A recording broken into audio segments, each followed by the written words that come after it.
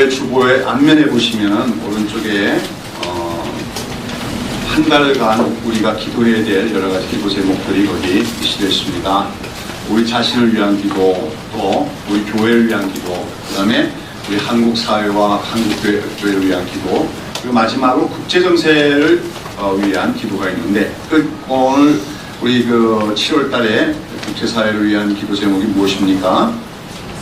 이스라엘과 팔레스타인 사이에 있는 분쟁이 그치게 해달라는 그런 기도 제목입니다. 특별히 이스라엘 팔레스타인에 대한 군사 행동을 멈추게 하시고 중동의 진정한 화해와 평화가 이루어지게 하소서 하는 것이 우리가 이번 달 기도 제목입니다만, 요즘 비단 이번 달만 아니라 계속해서 우리가 기도해야 될 그런 제목이라고 믿습니다. 예, 지금 아시다시피 지금 이스라엘이 지금 팔레스타인에 대해서 공습을 시작한 지 벌써 보름이 넘었는데, 오늘 아침까지 보니까 지금 현재 그 공습으로 말미암아 생명을 잃은 팔레스타인 사람들이 1000명을 넘어섰다고 얘기합니다.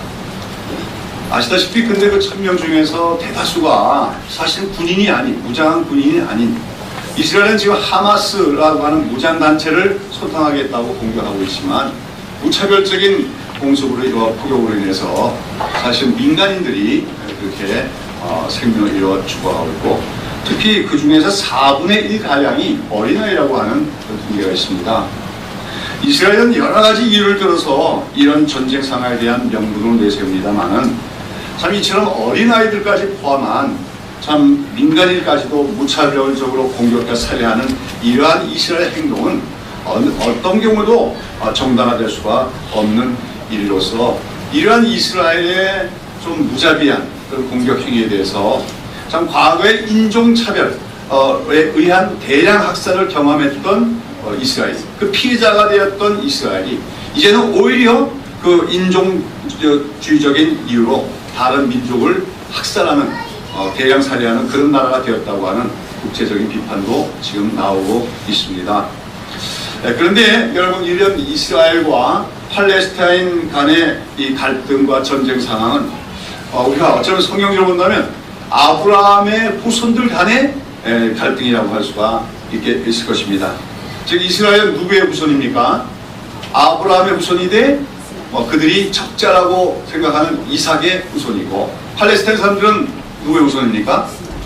예, 아브라함의 후손이 돼 서자지만 마다들이라고 자기들은 주장하는데, 원래 아브라함의 장자는 이스마엘이다 주장하는데, 그 이스마엘의 후손들이 바로 팔레스타인 사람으로서 말하면 그들은 지금 아브라함의 후손들로서 고륙 산정을 하는 것이다, 그렇게 할 수도 있을 것입니다. 그래서 실제로 지금 그 이스라엘의 팔레스타인에 대한 그 공격적인 행위, 또 계속 전쟁을 이끌어가는 그 정책의 저변에는 자기들이 아브라함의 적자인 이삭의 후손들로서 하나님께서 아브라함에게 원래 약속하셨던 그 가나안 땅을 되찾아야 된다, 완전히 되찾아야 된다.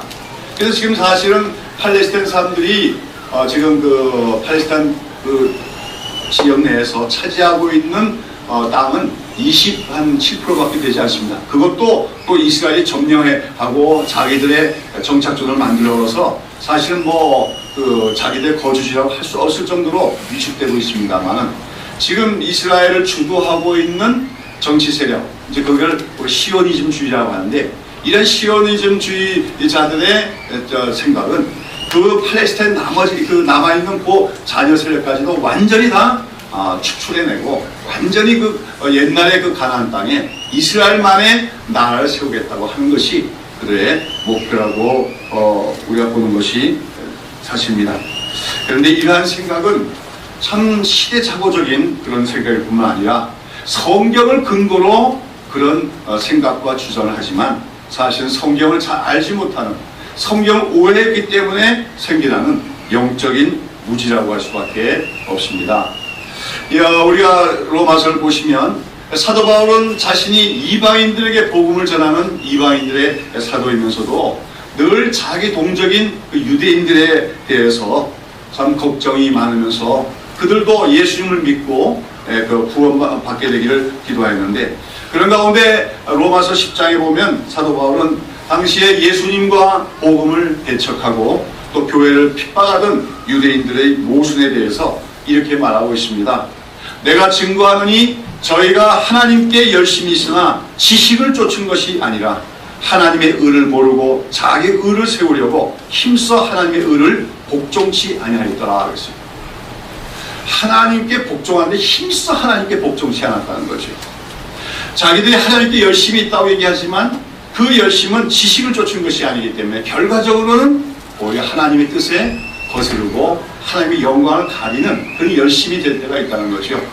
참 인류 역사 속에 보면 종교라고 하는 것이 참 사람의 생명을 더 풍성하게 하고 한 사회를 안정되게 하는 그런 좋은 기능을 가질 때도 있지만 이 종교가 타락하고 종교의 본질을 상실하게 되면 그 종교가 오히려 사람들 사이에 전쟁과 갈등을 일으키고 오히려 더 불행을 가져다 주는 경우들이 많은 것을 우리가 보게 되어집니다. 근데 지금의 유대인들, 즉 지금 이스라엘 국가도 역시 마찬가지로 지금 지식을 쫓지 않은 열심, 그 민족주의적인 열심 때문에 지금 국제사회의 비난에도 불구하고 계속적으로 팔레스타인을 공격하는 그 비인도적인 행위를 하고 있다. 그래서 저는 이 지금 이스라엘 사람들이 자기들이 아브라함의 자손이며 특별히 더 나아가서 아브라함의 그 적자인 후손의 자손 이삭의 후손임을 자랑하지만 정말로 그들이 아브라함과 이삭의 후손들이라면 자신들이 성경에 기록된 그 조상들의 삶과 행동을 잘 면밀하게 연구하면서 그 삶을 본받는 민족이 되어야 되지 않겠나 생각이 듭니다. 요한복음 8장에 보면 예수님께서 유대인들과 논쟁하시면서 그래요. 유대인들 우리는 아브라함의 자손이다 그랬더니 예수님이 너희가 아브라함의 자손이라면 아브라함의 행사를 너희들도 할 것인데 너희가 그렇지 아니하다 그럽니다. 그래서 너희는 아비의 행실을 쫓나니 너희 아비는 마귀라 그럽니다. 참 이렇게 얘기하니 얼마나 그 유대인들이 예수를 싫어하고 미워했겠습니까? 예수 말씀하시는 겁니다. 아브라함의 자손이라고 해서 혈통적으로 아브라함의 자손은 아니라는 거죠. 아브라함의 자손이라면 아브라함의 자손답게 행해야 된다. 이삭의 후손이라면 이삭의 후손답게 행해야 된다. 특별히 오늘 우리가 이제 살펴보고자 하는 창세기 26장에 기록된 이삭의 얘기는 오늘 우리 그리스도인들이 다 우리가 이 본문을 보고 깨달아야 될 뿐만 아니라 현재 이 육신적인 이스라엘들에게도 사람들에게도 큰 교훈이 되어야 될 말씀이 아닌가 생각이 됩니다. 자, 오늘 여기 우리가 읽은 본문 창세기 26장 1절부터 다 읽지 않는데 이 26장에 보면 아브라함의 이제 상속자인 이삭 또 하나님의 그 언약의 계승자죠. 그 이삭이 참 심보가 고약한 이유 때문에 많은 어려움과 고통을 당하지만 그런 가운데서도 온유하게 행한 결과 하나님의 은혜로서 마침내 승리하는 이야기가 나옵니다. 그리고 이 본문은 온유한 자가 궁극적으로 땅을 차지하게 되려고 하는 주님의 말씀과 연결되고 있는 것을 볼 수가 있습니다. 자, 우리가 살아가면서 많은 이웃들을 만나게 되고 이웃들과 더불어 살게 되는데 참 좋은 이웃을 만난다는 것은 큰 축복 중에 하나가 라고 할 수가 있을 것 같아요. 이웃 사촌이란 말도 있습니다만은 사실 정말 좋은 이웃은 어떻습니까? 사실 잘 만나지 않는 혈육이나 친척들보다도 훨씬 더 가깝고 친밀할 수가 있다는 것이죠. 반면에 못된 이웃을 만나면 어떻게 됩니까? 참 이게 인생이 피곤해진단 말이죠. 예. 요즘에 보면 아파트 단지 내에서 층간 소음 때문에 갈등들이 굉장히 심한 것 같아요. 그래서 뭐 여러 가지 법적인 그 제도도 많이 생겨나고 있습니다만 근본적으로는 우리가 오늘 우리 현대인 우리 한국 사람들이 이웃을 다 잃어버렸기 때문에 그렇지 않는가. 우리는 좋은 이웃을 만나기도 해야 되지만 내 자신이 또 좋은 이웃도 돼야 됩니다.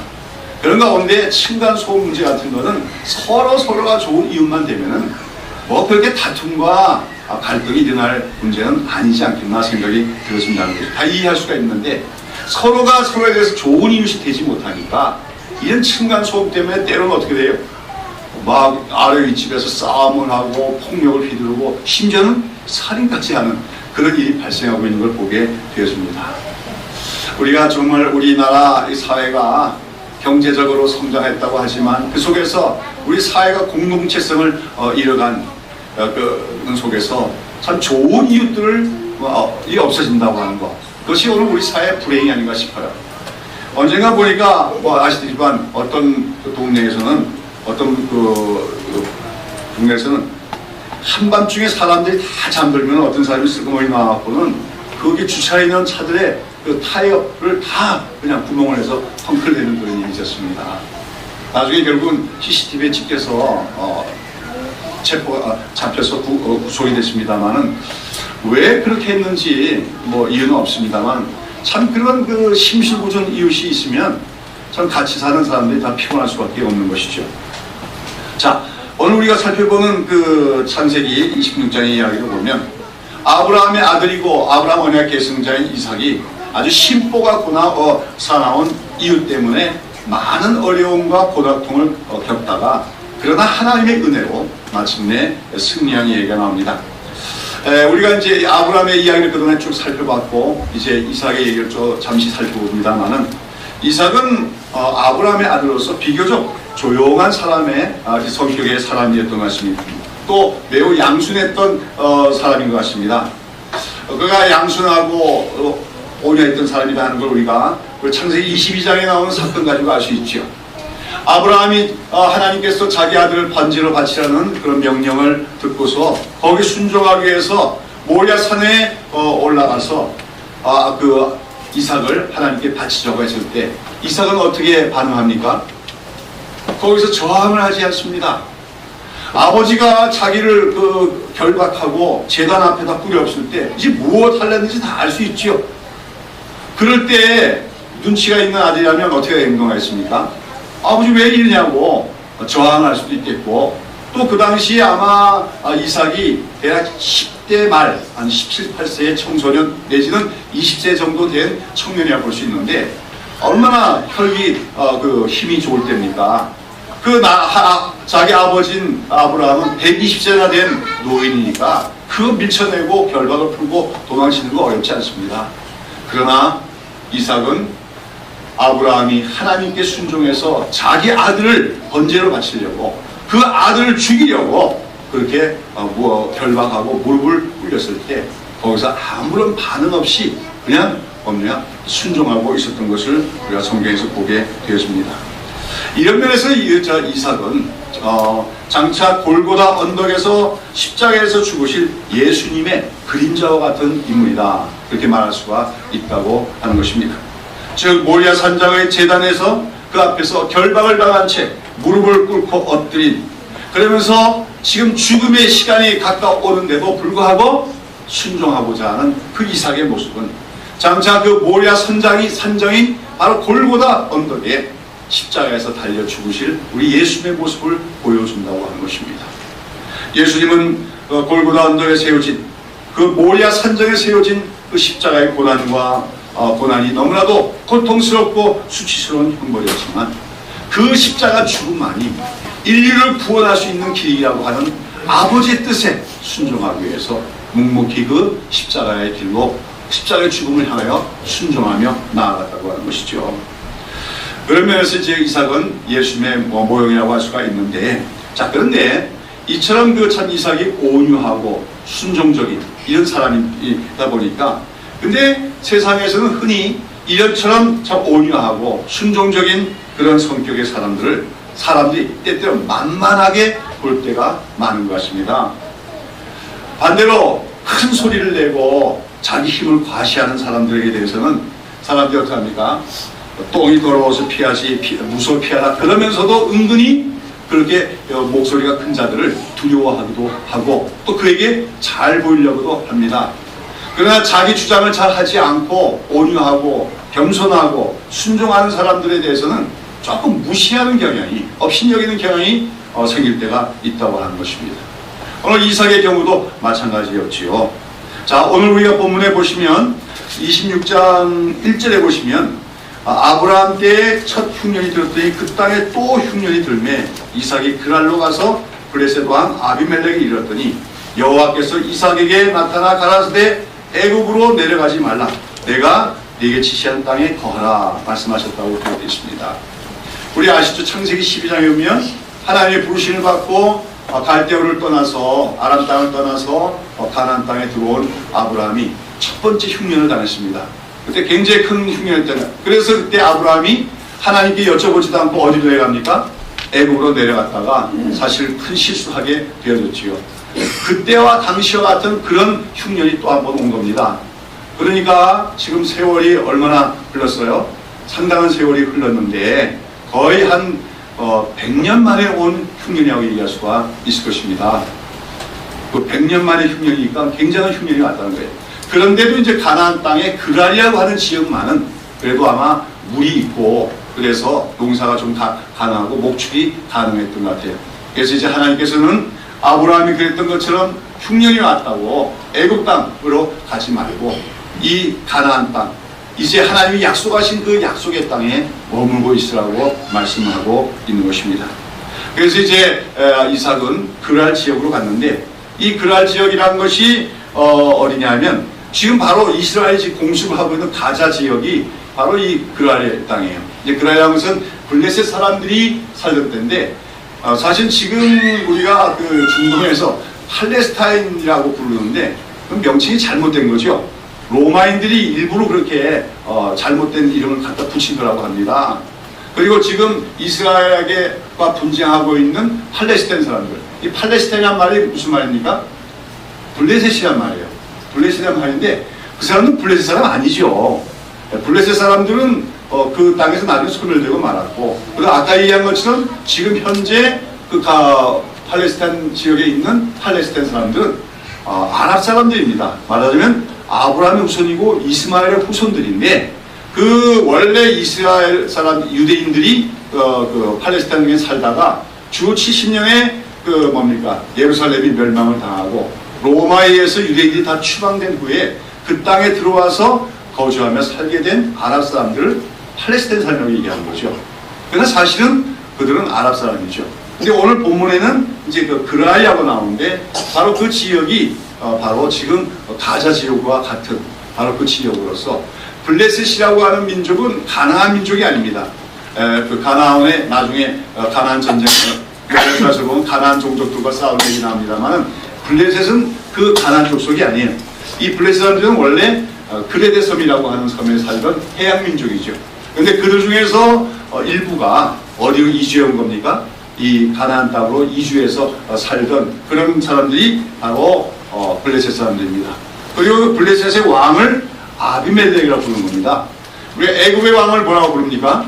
바로라고 부르듯이 또 뭐 로마 황제를 가이사라고 부르듯이 역시 이제 그 블레셋도 블레셋의 왕을 아비멜렉으로 부른다고 하는 것이죠. 그런데 창세기 21장에 보면은 이 아비멜렉 얘기가 또 나와요. 거기 보면 아브라함이 또 그때에도 이 블레셋 사람과의 어떤 충돌이 있었는데 거기서 그 잘 해결이 돼가지고 그 당시 아비멜렉과 뭡니까 평화의 언약을 얻고 서로 불같이 맹세를 하는 그런 얘기가 나오고 있습니다. 그러고 나서 이제 아브라함은 그 블레셋 사람들이 살고 있는 그랄 지역에도 뭡니까 일부 곳곳에다가 아브라함 자신이 사용할 우물을 판 적이 있었다고 하는 것입니다. 그러므로 이제 지금 이삭이 이 그랄에 들어와서 살게 된 이주해서 사는 것은 잘못된 것은 아닙니다.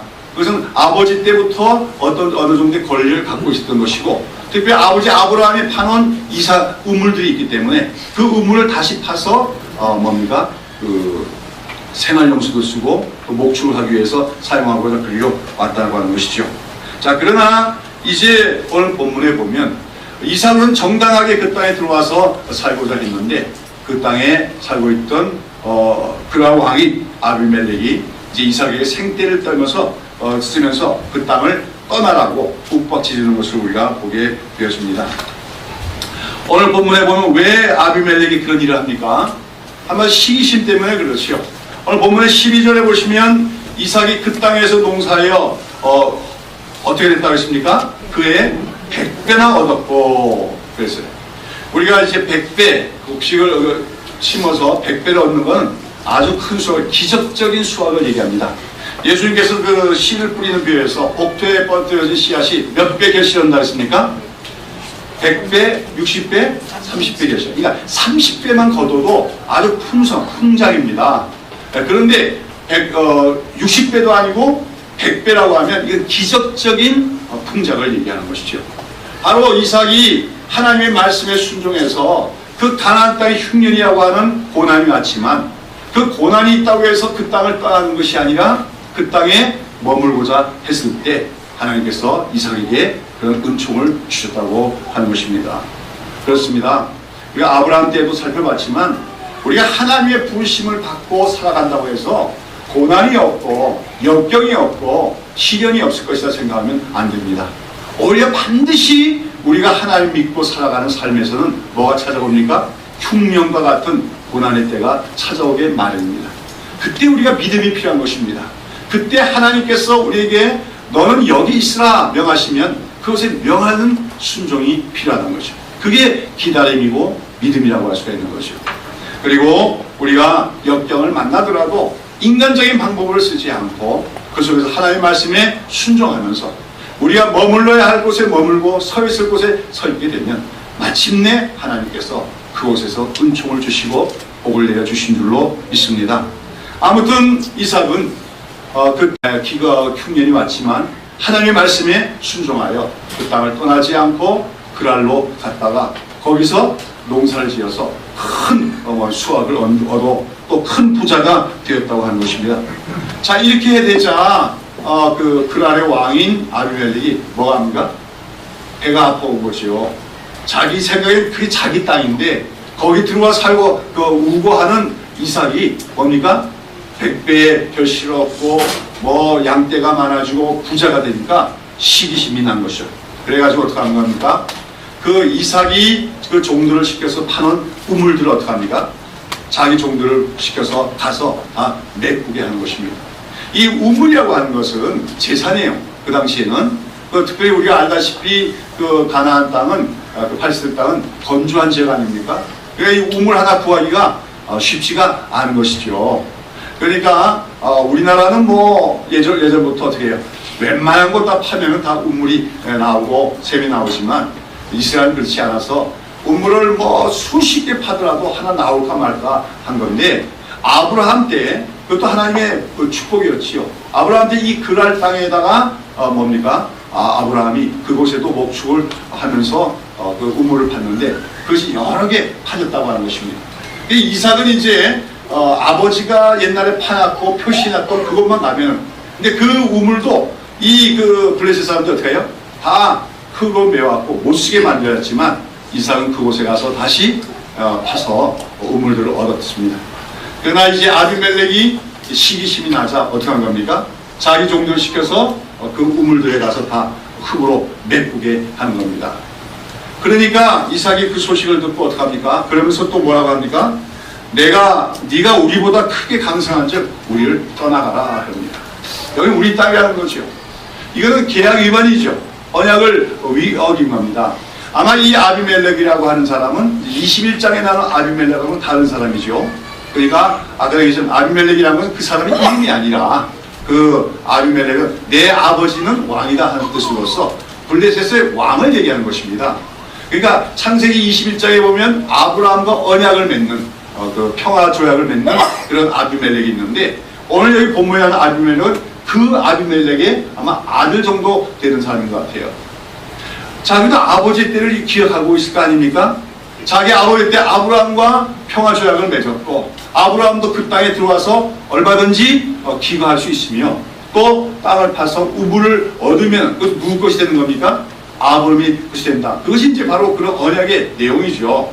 근데 지금 이 아들인 아비멜렉은 아버지 때 맺어진 그 언약을 뭡니까? 무시하는 겁니다. 그래서 네가 왜 남의 땅에 들어와서 잘 먹고 잘 사냐? 네가 우리보다 더 잘 살게 되었으니 떠나가라고 그렇게 아주 못되게 굽니다. 자, 여기서 이제 이삭은 어떻게 합니까? 여기서 아무런 대항도 하지 않고 그것을 또 다 골짜기로 갔지요. 그리고 그 근처에서 또다시 아버지 때 이 근처에 어디 우물을 파놨는데 그래서 그곳을 찾아가서 우물을 팠더니 어떻게 합니까? 거기서 다시 우물이 나오게 돼서 또다시 거기서 생활을 하며 목축을 할 수가 있었다고 하는 거죠. 그랬더니 이 소식을 듣고 또 어떡합니까? 아비멜렉이 또 득달같이 그 종들을 보내서 또다시 우물을 메꿉니다. 그래서 어떡하면 이삭은 또 할 수 없이 자기 식소를 이끌고 다른 곳으로 가서 거기서도 또 아브라함 때 우물 팠던 곳을 찾아서 우물을 팠더니 다시금 우물이 또 나오게 되었다는 거죠. 참 우리가 그 아비멜렉은 아까도 얘기한 참 이웃치고는 참 고약한 이웃이 아닐 수가 없습니다. 그런데 이삭은 여기서 어떻게 한 겁니까? 그 악한 이웃, 고약한 이웃의 악한 행동에 대해서 악을 악으로 갚지 않았다는 것입니다. 아까도 말씀드렸듯이 지금 이삭이 파는 우물들은 아버지 때 이미 한번 팠던 우물로서 그것은 아브라함의 소유고 곧 상속자인 이삭의 것입니다. 자기의 것을 주장할 수가 있습니다. 그런데도 이 땅은 내 땅이 떠나가라고 하는 그 아비멜렉의 어거지죠. 생때에 그냥 저항하지 않고 다른 곳으로 옮겨가는 이삭. 또 거기서 또 땅을 팠더니 또 우물을 팠더니 우물 샘이 나오고 이러한 그 이삭의 모습, 이것은 바로 이삭이 자기가 하나님의 언약의 백성이라고 하는 사실을 기억했음을 의미합니다. 우리가 아브라함이 롯과도 헤어지는 그 장면이 나오죠. 창세기 14장에. 그때 아브라함이 네가 나를 떠나가라. 네가 우하면 내가 좌하고 네가 좌하면 내가 우하라고 그게 아브라함이 롯에게 우리 서로 또 헤어지자고 요청했던 그 이유가 뭡니까? 그것은 바로 아브라함과 롯의 가축들이 너무 많아졌는데 목축지는 제한적이고 그래서 그 아브라함의 그 식솔들과 롯의 식솔들이 그 목자들이 서로 자꾸만 다투게 되니까 그런 모습이 믿지 않는 이웃들, 그 주변 사람들에게 좋지 않은 모습으로 보일 것이기 때문에 서로 우리가 좀 떨어져 사는 것이 좋겠다 제안을 했던 것이죠. 아브라함은 그렇게 말했던 것이 우리가 하나님을 믿는 하나님의 백성들이 아니냐.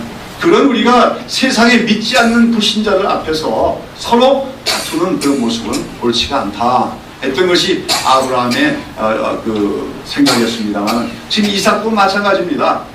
이삭은 지금 아비멜렉이 지금 자기에게 그 땅을 떠나가라 그러고 우물을 메우는 것은 이건 불법적인 것입니다.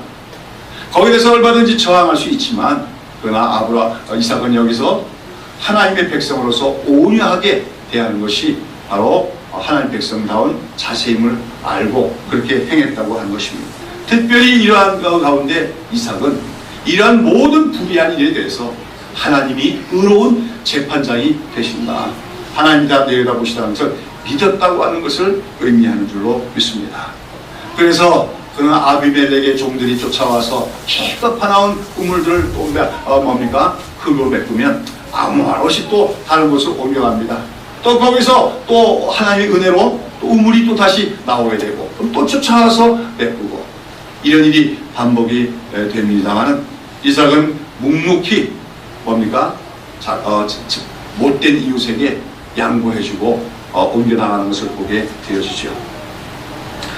그런 가운데 이 이삭이 가는 곳마다 그렇게 샘이 나왔던 것은 하나님의 특별한 간섭과 특별한 은혜로서 하나님께서 자기와 언약을 맺은 이삭, 그 이삭이 하나님의 백성답게 살라고 했을 때 주신 하나님의 은총이었다고 알 수가 있는 것입니다. 자, 그러면서 이제 24절에 보시면 하나님께서 이삭에게 그처럼 악한 이웃에 대해서 대항하지 않고 뭡니까? 악을 악으로 갚지 않고 온유하게 대응하는 이삭에게 하나님이 뭐라고 합니까? 나는 네 아비 아브라함의 하나님이니 두려워 말라. 내 종 아브라함을 위하여 내가 너와 함께 있어 네게 복을 주어 내 자손으로 번성케 하리라고 다시 확약해 주십니다. 하나님은 한마디로 쉽게 말해서 이삭에게 겁먹지 말고 두려워 말라고 하는 것이죠. 악한 이유 때문에 뭡니까? 낭망하거나 상심하지 말고 하나님을 신뢰하며 하나님 백성답게 살아가라고 하는 것입니다. 그렇다면 내가 너와의 언약을 지키고 내 자손을 번성케 주시하는 격려인 동시에 약속의 제약의 말씀이었습니다. 여기서 힘을 얻은 이삭은 여기서 다시 하나님께 제단을 쌓고 감사의 제사를 드리는 것이죠. 그리고 그곳에서도 또다시 우물이 나오게 되었다는 거죠.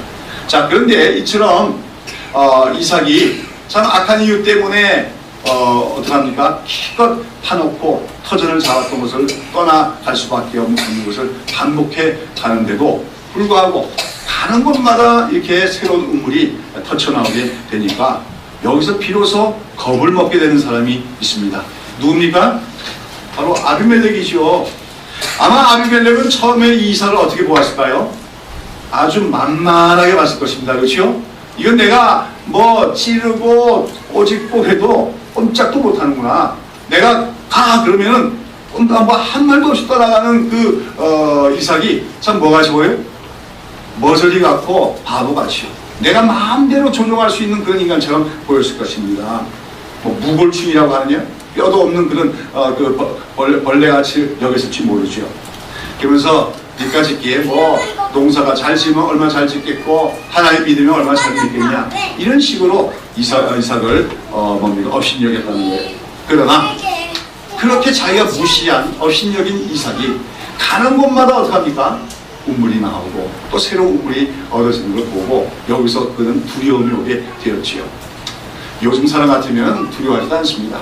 그러니까 우리가 사실 고대인들이 훨씬 우리보다는 착하다. 아비멜렉은 여기 보고 이 이삭에게 일어나는 일이 보통 일이 아니다. 이런 틀림없이 그가 믿고 있는 여호와 하나님께서 그와 함께 하시기 때문이라는 것을 알게 되었던 것입니다. 그래서 이제 어떡합니까? 이 아비멜렉이 자기의 친지함과 함께 이삭이 거주하는 곳으로 찾아오게 되어지죠. 그때 이제 이삭이 브엘세바라고 나중에 명칭이 브엘세바라 지어지는데 그곳에서 이제 또다시 터전을 잡고 거기서도 이제 샘을 찾고 있었는데 그곳으로 찾아옵니다. 그러고 나서 하는 말이 뭡니까? 28절 29절 내용이죠. 뭐죠? 그들이 가로되 여호와께서 너와 함께 계심을 우리가 분명히 보았나니 우리의 사이 곧 우리와 너희 사이에 맹세를 세워 너와 계약을 맺으리라 말하였노라. 너는 우리를 해하지 말라. 이는 우리가 너를 범하지 아니하고 선한 일만 내게 행하며 너로 평안히 가게 하였습니다. 이제 너는 여호와께 복을 받은 자니라. 맞습니까? 틀립니까? 아비멜렉의 말이 엉터리죠. 자기가 언제 너는 우리를 해하지 말라 그럽니다. 언제 이삭이 한 번이라도 자기에게 해를 간 적이 있습니까? 계속해서 피해를 준 건 자기 자신입니다. 괴롭힌 건 자기입니다. 그런데 그러면서 자기는 우리가 이때까지 너를 범하지 아니하였고 너에게 선한 일만 행하였노라 그러면서 우리와 화평의 조약을 맺자고 말합니다. 그 이유가 뭡니까? 너는 이제 여호와께 복을 받은 자니라. 아비멜렉은 여기서 깨달음을 얻은 거지요. 자기가 바보바가처럼 여긴 빈충이같이 여긴 그 이삭이 묵묵히 저항하지 않고 또 다른 곳으로 옮겨가는 그 행위를 보고 무시하고 업신여겼지만 결과적으로 그의 하나님이 그와 함께 하심을 깨닫고 그 하나님부터 자기가 징계를 받고 저주를 받게 될까 두려워서 이삭과 평화의 조약을 맺자고 한 것입니다. 여기서 이삭은 따지지 않습니다. 네가 왜 과거에 나에게 그랬냐 부당하게 했냐 따지지 않고 여기서 그와 화친을 맺죠. 여기 보면 이삭이 그러한 아비멜렉을 듣고 그들 위하여 잔치를 베풀고 함께 먹었다. 이건 이제 고대인들이 서로 언약을 맺는 의식입니다. 함께 먹으면 너와 나는 한 식구다. 그러니까 서로 해치지 말고 서로 범하지 말자 하는 그런 불가침 조약을 맺는 것을 의미하지요. 자, 이렇게 이삭이 자기에게 악하게 행했던 그 아비멜렉이 두려워서 찾아와 가지고 조약을 맺자고 했을 때 그와 평화의 조약을 맺고 난 후에 어떤 일이 납니까? 이삭의 종들이 또 그 주변에 나가서 찾는 가운데 또다시 우물을 발견하게 되었다. 근데 아마 그 우물이 7개의 우물인 것 같아요. 그래서 그곳의 이름이 브엘세바라고 지명하게 됩니다. 브엘세바는 7개의 그 우물이란 뜻이거든요. 이 브엘세바라고 하는 것은 이제 이스라엘의 이제 역사에 보면 지명이 아주 유명한 지명이 돼요. 그래서 우리가 보통 이스라엘 땅, 가나안 땅 전체를 뭐라고 표현하면 단에서 브엘세바라고 얘기하죠. 우리나라는 백두산에서 한라산까지 이런 표현하고 비슷한 것이 단에서 브엘세바라고 해서 그 이스라엘에서 가장 남단에 있는 성읍이 바로 브엘세바가 되는데 그 브엘세바라는 명칭이 어떻게 생겼느냐 하면 바로 이삭이 이처럼 참 악한 자에게 대해서 대항하지 않고 온유하게 행한 결과 하나님이 마침내 복 주셔서 7개의 운물을 얻게 하셨다 함으로써 얻게 된 명칭이 브레이세바라고 하는 것입니다. 자, 오늘 우리가 이 이야기를 통해서 얻게 되는 교훈은 무엇입니까? 오늘 우리가 이 세상을 살아가면은 오늘 이 이삭에 있는 아비멜렉과 같은 참 질이 좋지 않은 악한 이들도 우리가 늘 만나게 마련한 것입니다. 우리가 살아가면서 좋은 이웃만 있다면 우리 신앙생활이 뭐가 어렵겠습니까? 그러나 우리 삶에는 때때로 가나안의 흉년이 찾아온 같은 어려움과 고난도 찾아올 때가 있고, 또 거기다가 이 아비멜렉과 같은 그런 참 심사가 고약한 악한 그런 이웃들도 우리가 만나게 되어진다는 것입니다. 그러나 그런 가운데서도 우리는 뭡니까? 우리는 악을 악으로 대하는 것이 아니라, 소리 여러분이 이런 말 아세요? 요즘은 잘 쓰는 말인데 발악한다는 말 압니까? 발악하지 말라 그러죠. 발악이라는 게 뭡니까? 우리는 발악 그러면 막 그냥 난동을 부리고 그런 걸 연상하는데, 원래 한자어로 발악이란 말은 악을 바란다는 것으로서 그 어떤 사람이 그 나에게 좋지 않게 행할 때 나도 어떻게 하는 겁니까? 악하게 대응하는 걸 발악한다는 거예요. 그래서 한마디로 성경은 우리에게 뭐라고 하는 겁니까? 발악하지 말라고 말하는 겁니다. 악한 이웃에 대해서 발악하지 말라. 그러한 말씀이 우리가 성경에서 곳곳에 있는 가운데, 특별히 공의로 심판하시는 하나님께 모든 것을 맡기라고 말합니다. 베드로전서 2장 23절의 말씀 것입니다. 오늘 이삭이 온유하게 대합니다. 발악하지 않습니다. 양보합니다. 그러나 그 결과 그에게 하나님께서 마침내 승리를 주시고 또 더 큰 지경을 넓히도록 허락하시는 것, 이것을 통해서 우리는 오늘 온유한 자가 궁극적으로 승리한다는 사실을 확고하게 믿는 우리가 될 줄로 믿습니다. 그리고 더 나아가서 이제 그 이후의 얘기는 어떻게 되는 겁니까? 여러분, 이 아비멜렉과 그 후손들은 어떻게 되는가요? 사실 그들은 나중에 역사 속에서 다 사라지고 소멸되고 맙니다. 그러나 그 아비멜렉이 만만하게 보았던 그 이삭, 그의 후손들은 나중에 번성해서 그 땅을 마침내 차지하게 되어진다는 것이죠.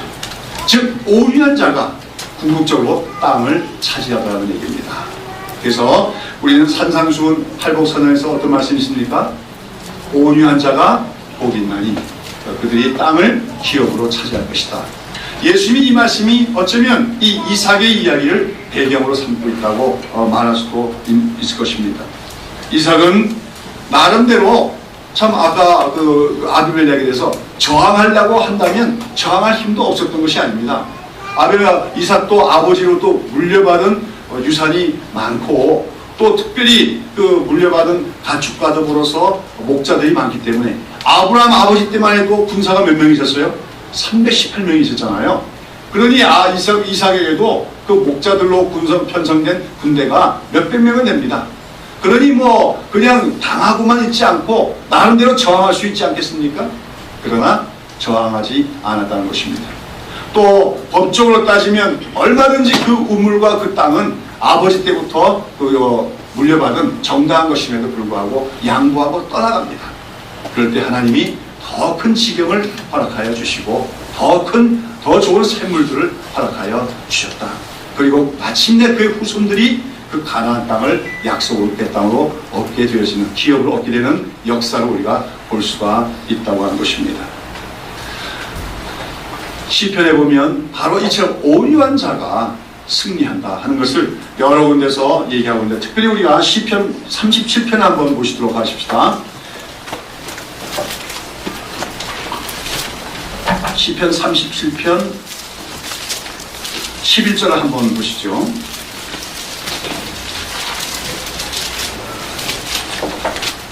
다같이 오직 온유한 자는 땅을 차지하며 풍부한 한평으로 즐기리로다 하겠습니다.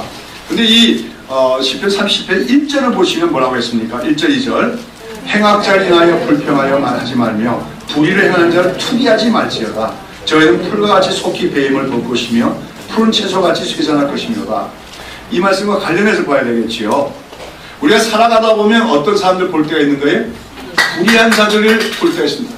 근데 불의한 자들이 불법을 행하고 악을 행함으로써 어떻게 돼요? 형통할 때가 있다는 거예요. 그들이 심지어는 의로운 백성들의 것을 탈취하고 그럼으로써 어떻게 더 부유하게 되는 경우도 있다는 거예요. 그런 것을 보고 뭐 하지 마라? 불평하지 말며 투기하지 말지라고 했습니다. 그래서 잠잠히 하나님을 바라보라고 했습니다. 그렇게 하는 자가 온유한 자고, 그런 온유한 자가 궁극적으로 그 땅을 차지할 것이고 화평을 누리게 되리라고 오늘 성경은 약속하고 있다고 하는 것입니다. 온유한 자가 땅을 차지한다. 그렇습니다. 결코 강포한 자, 힘으로 다른 사람을 지배하는 자가 땅을 차지하는 것이 아니라 온유한 자가 궁극적으로 승리하며 궁극적으로 땅을 차지한다는 것을 성경 우리에게 말해주고 있고, 오늘 이삭의 얘기가 바로 그러한 얘기라는 것입니다. 사람들은 생각으로는 힘이 있고 강한 자가 땅을 차지할 것이라고 생각을 합니다. 역사를 보면 그렇게 되었던 것 같습니다. 알렉산더나 징기스칸이나 나폴레옹이나 히틀러나 그런 힘센 자들이 자기 힘으로 다른 사람들을 억누르고 빼앗고 그래서 땅을 차지했던 역사가 있습니다. 그러나 그것이 얼마나 갔습니까? 당시에는 대단한 것 같아도 그 몇백 년씩 한 경우도 없습니다. 결국은 그들이 세운 나라는 무너지고 그 땅은 또 다른 사람에게 넘어가고 만 것이 인류의 역사인 것입니다. 그런 가운데 영원히 이 땅을 차지할 사람은 누굽니까? 성경은 말합니다. 하나님의 백성들이 이 땅을 영원히 차지할 것이다. 그런데 그냥 하나님 백성이 아니라 온유한 하나님 백성들이, 아까 얘기했습니다. 이삭은 바로 예수님의 모형이다 이랬는데, 특별히 우리 예수님의 그 온유한 모습을 본받아 살아가는 자들이 이 땅을 영원한 기업으로 얻게 될 것이라고 성경은 말하고 있습니다. 오늘 성경에서 온유한 자가 이 땅을 차지한다는 것은 눈에 보이는 이 땅보다도 더 영광스러운 땅을 사실 궁극적으로 말하고 있는 것입니다. 우리는 오늘 이 땅이 있지만 언젠가는 이 땅이 다 변하게 될 줄로 믿습니다. 영원히 썩지 않을 새하늘과 새 땅으로 바뀌는 그날이 올 것이고, 그때 하나님께서는 온유함으로 하나님 백성이기에 온유하게 살아갔던 주의 백성들에게 이 영원한 땅을 기업으로 주시는 그날이 올 줄로 믿는 것입니다. 여러분, 그런 가운데 우리 그리스도인들은 오늘도 온유한 자가 승리하는 것이며 온유한 자가 땅을 궁극적으로 받으려고 기업을 받게 되는 말씀을 믿는 동시에 오늘 이스라엘과 팔레스타인을 위해서도 우리가 기도하면서 그들도 이러한 지혜를 깨닫게 되기를 우리가 기도하기를, 이스라엘은 조상 때 땅을 우리가 차지하겠다고 하는 땅에 대한 욕심 때문에 지금 어떻게 보면 조상이 같은 그 팔레스타인 사람들을 뭡니까? 무력으로 공격하고 심지어는 아무런 죄도 없는 어린아이들까지 죽이는 살육을 감행하고 있습니다. 자기들 생각은 그렇게 계속해서 강압해 나가면은 결국은 그 땅을 차지할 것이라고 생각하고 있는지 모르지만, 그러한 이스라엘의 그런 생각과 의도는 나중에 그들에게 오히려 큰 불행으로 차지할 수밖에 없음을 그들이 깨닫게 되기를 바랍니다. 또 팔레스타인 사람들도 자기들이 이스라엘에게 당한 만큼 갚겠다고 공격하는 것이 아니라, 오늘 제가 오후에 용서라고 하는 영화를 같이 보고자 하는데 거기 보면 나오지만 그 팔레스타인 가운, 여러분 많은 사람들이 유대인은 기독교 편이고 팔레스타인 사람들은 이슬람 편이라고 생각하는데 꼭 그렇지만 않아요. 오히려 그 이스라엘 사람들 내의 기독교인보다도 팔레스타인 사람들 가운데 기독교인이 더 비율이 많습니다. 근데 그 팔레스타인 사람들이 예수님을 믿고 나서 그것 때문에 자기 동족들에게도 핍박을 당하고 이스라엘 사람들에게도 핍박을 당하고 그러는 가운데 그들이 마음의 화평을 얻었음을 얘기하고 있습니다. 그것이 바로 자기들을 그렇게 공격하고 그 이스라엘에서 자기 가족이 죽고 자기가 불구자가 된 그런 사람들도 있는데 그들이 이스라엘을 위해서 용서하면서 용서하게 하면서 기도를 한다는 것이죠. 그렇습니다. 그것이 바로 승리하는 길인 줄로 믿고, 이스라엘도 그 땅에서 강압적으로 그 땅을 차지하려고 하는 것이 아니라 참 그 팔레스타인 사람들과 같이 공존하고자 할 때 하나님이 그 이스라엘에게도 큰 복을 주시지 않겠냐. 그 복이 궁극적으로 예수 그리스도 안에서 구원받는 축복을 이스라엘에게도 주지 않겠나 생각이 들었습니다. 온유한 자가 땅을 차지하리라. 대단히 비현실적이고 모순적인 얘기처럼 들립니다. 그러나 우리는 궁극적으로 하나님의 백성이기에 온유하게 행하는 자가 궁극적으로 승리한 자가 될 것이며 또 영원한 땅을 기업을 받을 것을 믿는 영원한 승리자로 되기를 바라며 살아가는 주의 백성들이 되어야 될 줄로 믿습니다. 기도하겠습니다.